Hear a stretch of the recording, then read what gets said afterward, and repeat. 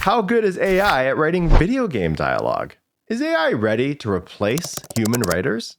Let's take 4 popular AI models and have each one write a short scene for a video game. Which AI model will write the best script? To judge these scripts, I tapped my friend over at the Game Story Basics YouTube channel, Brian Kindrigan. I started my career as a storyboard artist in film, and I storyboarded on movies like Space Jam, Iron Giant, and others. I switched over to games. I was a writer on Jade Empire, later on Mass Effect 2, and then I went to Blizzard, co-lead writer on StarCraft 2 Wings of Liberty, lead writer, StarCraft 2 Heart of the Swarm.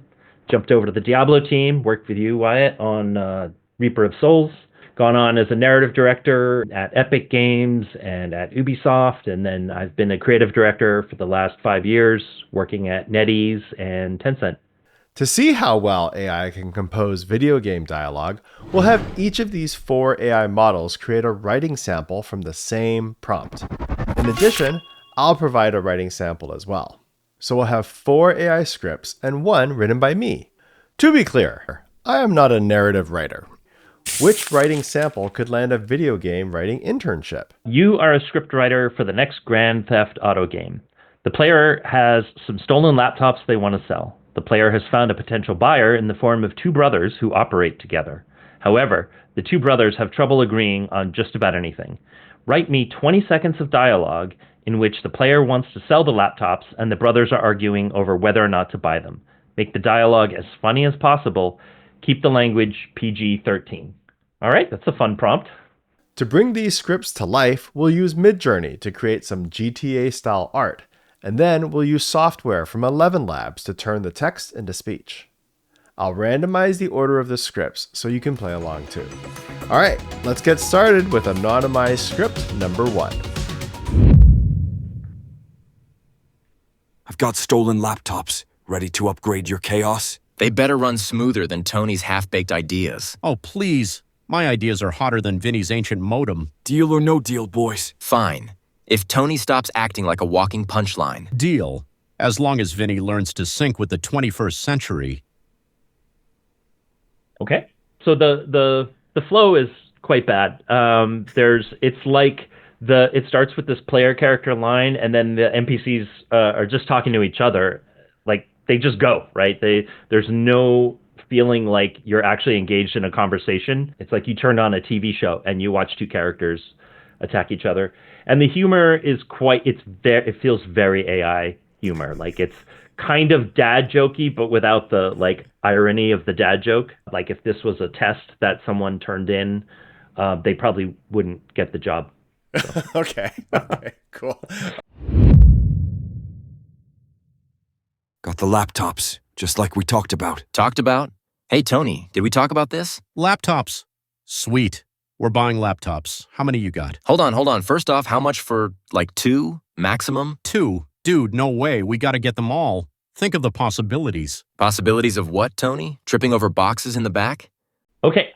So that one was, I would say, better. The NPC's first line played off the player line, so it felt like it was like an actual conversation, like they were picking up off of what you'd said.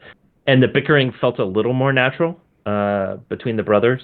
It was less jokey, which is good because GTA has very funny dialogue, but it's not jokey dialogue. Still not great. I didn't particularly get a really strong sense of the characters, just very generic feeling dialogue. But I'd say this one hit the baseline competence level. Cool. Probably still not getting you a job with that level of writing, but at least you're in the conversation. All right, cool. I've got a whole pile of laptops to unload. We'll take them. Whoa, we can't afford to take on laptops right now. You gotta spend money to make money. You got the spending down. Let me know when you figure out the making money part.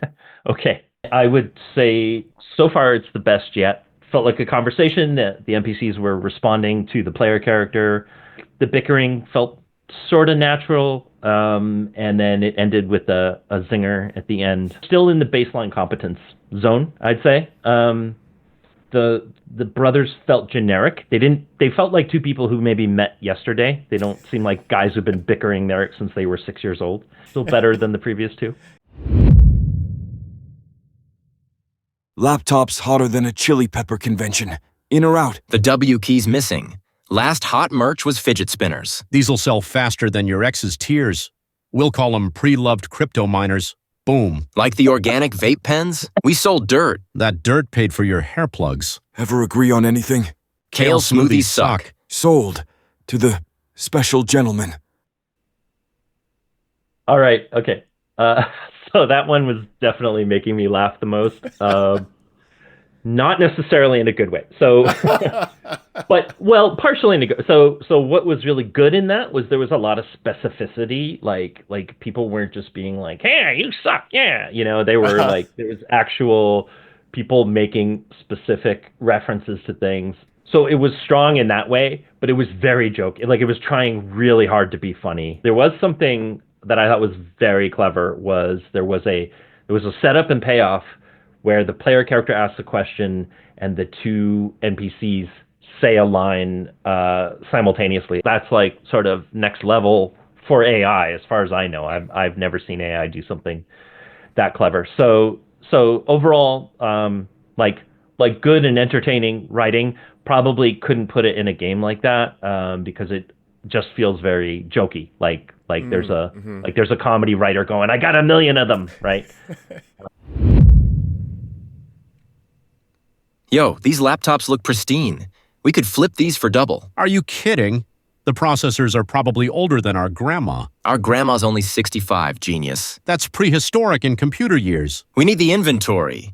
Our shelves are emptier than your head. At least my head isn't full of bad business decisions like yours. We'll take them all. We absolutely will not. No Deal. deal. Okay. That one was a mixed bag. I would call that one of the less good ones. There was something interesting in that it started with the NPCs referencing the fact that they're being asked to buy it. There's no player dialogue at all. So that's interesting in the sense that a more complex way to write a scene would be to start with the NPC talking. The default usually is the player character speaking first. But if someone watched that out of context, they'd have no idea. Like the topic is not introduced. It's just literally an NPC going, "I'm not buying that," Mm-hmm. Overall, it was kind of clunky. Like there's a really hard, like they really walked a really long way to try to tell a joke that wasn't that funny. And there's one character that explains to another that 65-year-old processors would be really old in computer terms. And I'm like, okay, anyone playing a video game probably has a handle on that knowledge, The one highlight of that one, I would say, is at the very end, there was another double dialogue line where the two NPCs talk at the same time, but say different things. One says yes and one says no. So that's kind of clever. That's kind of fun. But that's really the kind of the highlight in a weaker one, I would say. Awesome. You have an intern opening. Would you hire any of these? I hate to make a blanket statement like this, but even the number one on this stack rank would not probably pass the test. Writing dialogue and writing descriptions are the two baseline starting skills for game narrative. And that's going to be the bulk of what you do as an intern or a junior. For pure quality, script 3 is the best. That's definitely, and it's actually the shortest, which is a good writing tip for everyone. Shorter's better. Something, what's the old design thing? Something's perfect when there's nothing left to take away. I would say number 4 is the next. It's too jokey and it's too it's trying to do too many things.